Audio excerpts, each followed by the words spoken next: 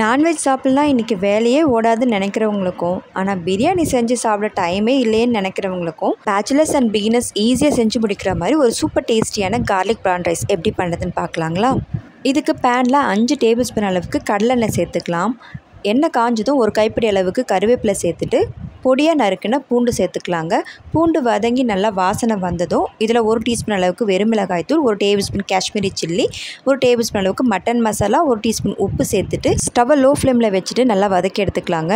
இது கூட ஸ்லைஸாக கட் பண்ண வெங்காயம் சேர்த்துக்கலாம். நான் 2 வெங்காயம் சேர்த்துருக்கேன். வெங்காயம் வதங்கினதும் ப்ரான் சேர்த்துக்கலாங்க. நான் ப்ரானில் மஞ்சத்தூள் உப்பு போட்டுட்டு ஒரு 5 நிமிஷம் சுடுதண்ணியில் போட்டு எடுத்துட்டேன்.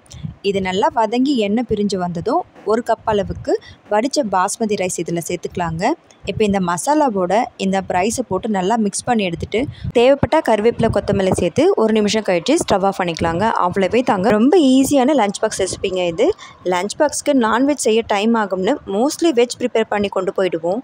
இந்த கார்லிக் ப்ரான் ரைஸ் செஞ்சு கொடுத்து பாருங்கள். நமக்கு டைமும் சேவ் ஆகும். அதே மாதிரி நமக்கு பிடிச்ச மாதிரி இன்றைக்கி செஞ்சு சாப்பிட்டோம் பண்ண ஒரு திருப்தியும் இருக்கும். இதுக்கு பெருசாக தொட்டுக்க ஒன்றும் தேவைப்படாதுங்க. வெறுமனேயும் சாப்பிட்லாம். அப்படி இல்லைனா அப்பளம் இல்லைனா முட்டை பொரியல் கூட வச்சு ட்ரை பண்ணி பாருங்கள்.